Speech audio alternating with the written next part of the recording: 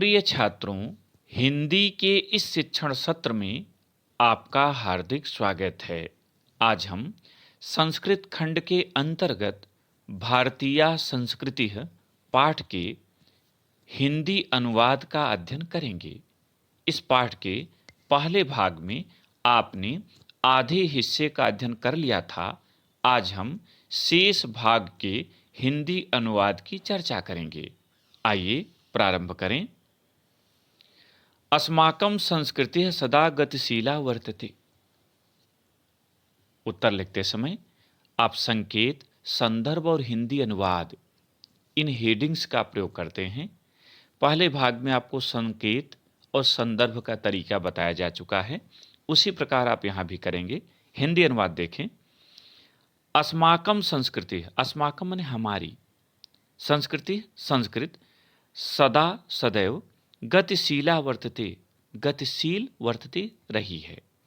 हमारी संस्कृत सदा गतिशील रही है। मानव जीवन संस्कर्तुम, मानव जीवन के संस्कार के लिए ऐसा यह यथा समयम, समय समय पर नवाम नवाम विचारधाराम स्वीकरोति, नवाम नवाम नवीन, नई नई विचारधारा को स्वीकरोत, स्वीकार करती है। नवाम शक्तिम च प्राप्नोत, और नवीन शक्ति प्राप्त करती है। अत्र दुराग्रह नास्ति, यहाँ दुराग्रह नहीं है। दुराग्रह माने हठ धर्मिता, यहाँ दुराग्रह नहीं है। यत युक्ति युक्तम, यत माने जो, युक्ति उत्तम उचित है, कल्याणकारी च माने और कल्याणकारी है। तदत्र सहर्ष स्वीगृहीतम भवत, वह यहाँ सहर्ष, हर्षपूर्वक, प्रसन्नतापूर्वक, गृहीतम भवत स्वीकार होता है। एतस्या गतिशीलतायाः, इसकी गतिशीलता, रहस्यम का रहस्य, मानव जीवनस्य, मानव जीवन के शाश्वत मूल्येषु निहितम, शाश्वत मूल्यों में निहित है। शाश्वत सदैव रहने वाला, सदा रहने वाला मूल्यों में निहित है। तद यथा, जैसे कि सत्यस्य प्रतिष्ठा, सत्य की प्रतिष्ठा, सर्वभूतेषु समभावः विचारेषु औदार्यम, सर्वभूतेषु समभाव, सर्वभूतेषु समभाव, सभी प्राणियों के प्रति समान भाव।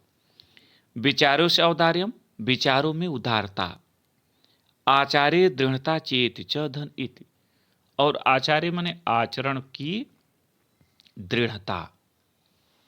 पूरा अनुवाद फिर से देखें। हमारी संस्कृति सदा गतिशील रही है। मानव जीवन के संस्कार के लिए यह समय समय पर नवीन विचारधारा को स्वीकार करती रही है और नवीन शक्ति प्राप्त करती रही है। यहाँ दुराग्रह नहीं है। जो उचित है, कल्याणकारी है, वह यहाँ सहर्ष स्वीकार होता है।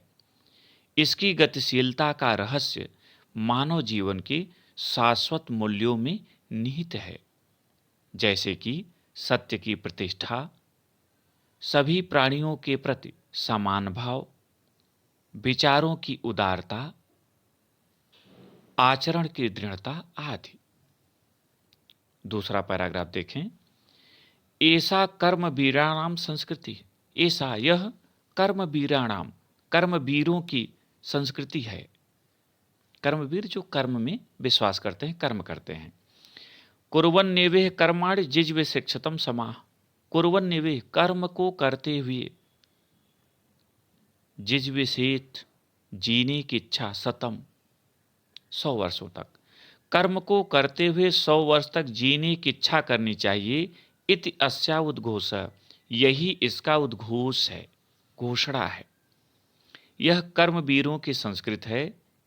यहाँ कर्म करते हुए 100 वर्ष तक जीने की इच्छा करनी चाहिए, यह इसका उद्घोष है।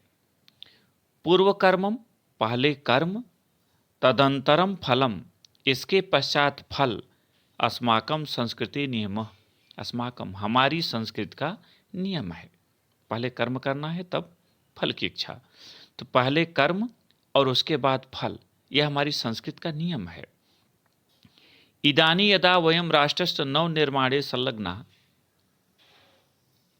इदानी इस समय, वयम हम सभी, राष्ट्र के नवनिर्माण में संलग्न हैं, लगे हुए हैं।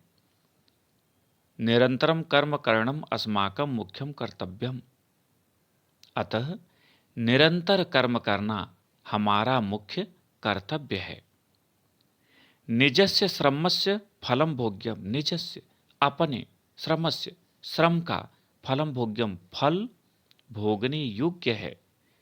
अन्यस्य श्रमस्य दूसरे के श्रम का, शोषणम शोषण सर्वथा वर्जनीयम, सर्वथा त्याज्य है, त्यागने योग्य है। यदि वयम विपरीतम आचरामः, यदि हम विपरीत आचरण करते हैं, तदा तब न वयम सत्यम भारतीय संस्कृति उपासका, तो हम भारतीय संस्कृत के सच्चे उपासक नहीं हैं, सच्चे मानने वाले नहीं हैं।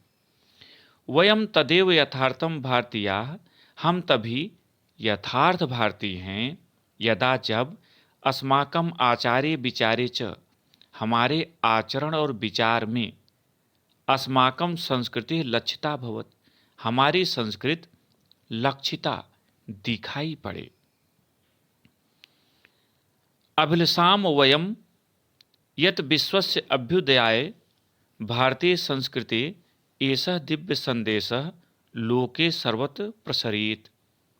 अभिलाषामः, अभिलाषामः यानी अभिलषाम, हम चाहते हैं, अभिलाषा चाहना, हम चाहते हैं, यत विश्वस्य अभ्युदयाय, विश्व के अभ्युदय के लिए, उत्थान के लिए, उन्नत के लिए भारतीय संस्कृति, भारतीय संस्कृत का ऐसा दिव्य संदेश, यह दिव्य संदेश, अलौकिक संदेश लोके सर्वत्र प्रसरित, संसार में सर्वत्र प्रसरित माने फैले। पूरा अर्थ फिर से देख लें। यह कर्मवीरों की संस्कृति है। कर्म करते हुए 100 वर्ष तक जीने की इच्छा करनी चाहिए, यह इसका उद्घोष है। पहले कर्म और उसके बाद फल, यह हमारी संस्कृत का नियम है। इस समय जबकि हम राष्ट्र के नवनिर्माण में संलग्न हैं, निरंतर कर्म करना हमारा मुख्य कर्तव्य है। अपने श्रम का फल भोगने योग्य है। अन्य के श्रम का शोषण सब प्रकार से त्याज्य है, त्यागने योग्य है। यदि हम विपरीत आचरण करते हैं, तब हम भारतीय संस्कृत के सच्चे उपासक नहीं हैं। वयम तदेव यथार्थ भारतीय, हम तभी यथार्थ भारतीय हैं जब हमारे आचार और विचार में हमारी संस्कृत दिखाई पड़े, लक्षित हो।